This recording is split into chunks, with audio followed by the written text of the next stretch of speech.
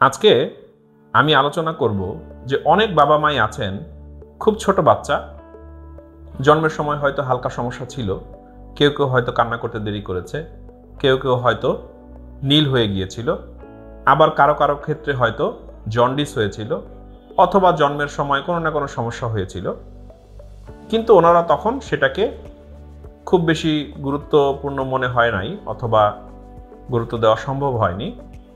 কিন্তু পরবর্তীতে কিছু কিছু বাচ্চা আছে, যখন প্যারেন্টস দেখতে পান যে বাচ্চাটার ঘাড় শক্ত হচ্ছে না, সে যেভাবে তার হাত পা সঞ্চালন অথবা হাত পা নড়াচড়া করানো অথবা বসা এসব ক্ষেত্রে ঘাটতি হয়ে যাচ্ছে, তখন অনেক ক্ষেত্রেই বাবা মা মনে মনে চিন্তা করেন যে আহা, কোনো কি সমস্যা হচ্ছে কিনা অথবা আমার কি চিন্তিত হওয়া উচিত কিনা।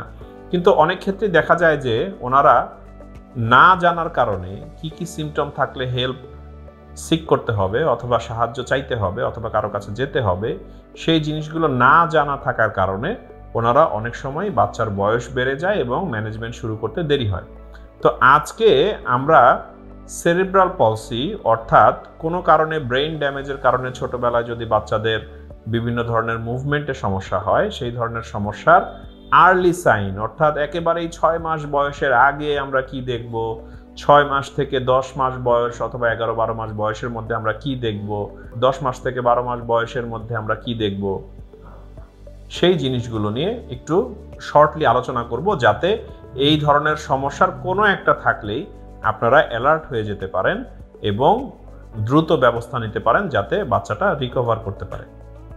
তো এখন আমরা একটু আলোচনা করব 6 মাস বয়সের আগের একটা বাচ্চা, একদমই ছোট, আমরা খুব আদর করছি, সবকিছু করছি, কিন্তু দেখা যাচ্ছে যে কোথায় যেন একটা সমস্যা। তাহলে কি কি জিনিস আমরা 6 মাস বয়সের আগের কোনো বাচ্চা যদি সমস্যা মনে হয়, তাহলে কি কি জিনিস আমরা দেখব? যদি আপনি দেখেন যে বাচ্চাকে কোলে তোলার সময় তার ঘাড়টা কোনো একদিকে হেলে যাচ্ছে অথবা সামনের দিকে হেলে যাচ্ছে অথবা পিছনের দিকে হেলে যাচ্ছে, সাইডে হেলে যাচ্ছে, তাহলে আমরা মনে করব যে কোনো না কোনো সমস্যা হচ্ছে। তারপরে বাচ্চাকে যখন আপনি ধরবেন, হ্যাঁ, ধরলে মনে হবে যে বাচ্চাটা খুব স্টিফ অর্থাৎ শক্ত, অথবা কিছু কিছু বাচ্চা আছে একেবারেই নরম, মনে হবে যে একদম একটা পুতুলকে ধরেছি অথবা পুতুল হাত পা একদম ছেড়ে দিয়ে আছে, হয় খুব শক্ত অথবা হাত পা ছেড়ে দিয়ে আছে, এরকম কাউকে কাউকে মনে হতে পারে। অথবা বাচ্চাকে কোলে তোলার সময় তখন মনে হতে পারে যে বাচ্চাটা পাটা শক্ত করে রেখেছে, অথবা কোনো কোনো বাচ্চাকে দেখা যায় যে দুই পা এরকম কেচির মতো ক্রস করে রেখেছে। তাহলে এই সব ক্ষেত্রে 6 মাস বয়সের আগে এই সিমটমগুলো যদি আমরা দেখি, তাহলে আমাদের হেল্প সিক করতে হবে। তো এখন আমরা বলবো 6 মাস বয়সের বেশি বাচ্চাদের ক্ষেত্রে কি কি জিনিস যদি থাকে তাহলে আমি অ্যালার্মড হব অথবা আমি গুরুত্ব দিব। তো 6 মাস পরে যে কি কি আমরা দেখতে পারি, যদি আমরা দেখি যে বাচ্চা বিছানায় ডানে বামে গড়াগড়ি করতে পারছে না, একটা ছোট বাচ্চা তো বিছানায় ডান কাত হয়, বাম কাত হয়, কখনো কখনো উপর হয়ে যায়, হ্যাঁ, তো বিছানায় যদি এরকম ডানে বামে গড়াগড়ি করতে না পারে তাহলে আমরা চিন্তিত হব। বাচ্চা হয়তো 2 হাত একসাথে আনতে পারছে না, স্ট্রাগল করছে, এবং 2 হাতে একসাথে কিছু ধরার চেষ্টা করতে পারছে না। আবার কখনো কখনো বাচ্চারা তো সাধারণত মুখে হাত দেয়, হ্যাঁ, মুখে অথবা পায়ের আঙ্গুল এনে মুখে ধরে, তো কখনো কখনো হয়তো মুখে হাত দিতে স্ট্রাগল করছে অথবা পা টেনে এনে অনেক সময় আঙ্গুল মুখে দেয়, সেগুলি আপনি দেখবেন যে বাচ্চা অনেক কষ্ট করছে, সে ঠিক মতো করতে পারছে না। আবার কখনো কখনো আপনারা দেখবেন কোনো জিনিস ধরার জন্য একটা হাতই ব্যবহার করছে, সে একটা হাত দিয়ে একটা জিনিস ধরছে, আর একটা জিনিস দিয়ে একটা অবজেক্ট ধরছে, আরেকটা হাত হয়তো মুঠ হয়ে আছে, হ্যাঁ, সে মুঠ করে রেখেছে।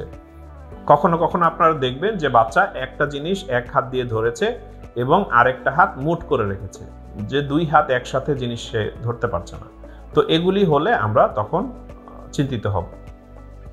এখন আমরা বলবো হচ্ছে 6 মাস থেকে 10 মাস বয়সের একটা বাচ্চার মধ্যে এই সমস্যাগুলো আমরা জানলাম। এরপরে আমরা দেখব যে 10 মাসের পরের বাচ্চাদের কি কি সমস্যা যদি থাকে তাহলে আমরা অ্যালার্মড হব।